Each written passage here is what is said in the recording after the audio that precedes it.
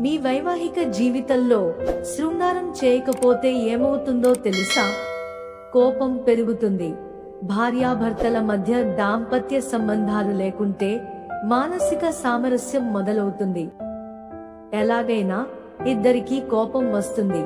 మనసు సంతోషకరమైన స్థితిలో లేనందున అనవసరమైన వాదనలు సాధారణమవుతాయి. పరుపులో భార్యాభర్తల మధ్య గ్యాప్ ఉంటే దీనివల్ల ఒత్తిడి పెరుగుతుంది. ఇది దంపతుల మానసిక ఆరోగ్యాన్ని బాగా ప్రభావితం చేస్తుంది.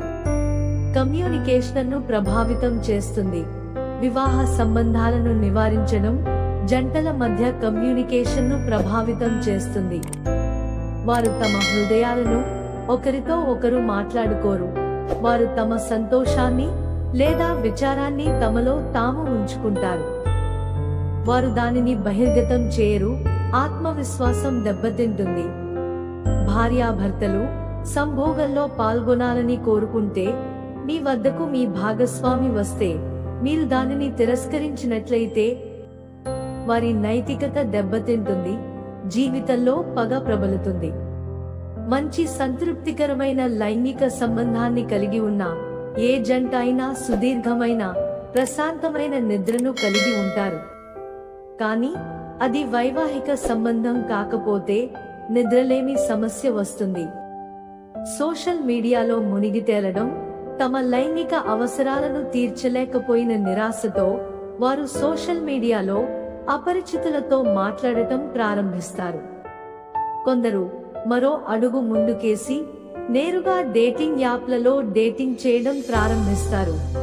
అశ్లీల సినిమాలు చూడటం లైంగిక కోరికలను అణచివేయడానికి కొన్నిసార్లు అశ్లీల సినిమాలు చూడటం ప్రారంభించి ఆపై అది అలవాటుగా మారుతుంది. వివాహేతర సంబంధం, తమ లైంగిక అవసరాలు, కోరికలు రోజుల తరబడి బాధలతో సంతృప్తి చెందని వారు ఏదో ఒక సమయంలో వివాహేతర సంబంధాన్ని పెంచుకుంటారు. పరుపులో వారు కోరుకున్నది లభించకపోతే ప్రచురణలలో దానిని సాధించాలని ఆలోచిస్తారు. ముఖ్యంగా వివాహం అనేది ఒక స్త్రీ పురుషుల వైవాహిక జీవితంలో సంతోషంగా ఉండేందుకు సంకేతం. అది లేకపోతే వారు కలిసి జీవించడానికి ఇష్టపడరు. విడాకుల గురించి ఆలోచిస్తారు. మాకు మీ సపోర్ట్ కోసం ఛానల్ ని లైక్ చేసి సబ్స్క్రైబ్ చేసుకోండి.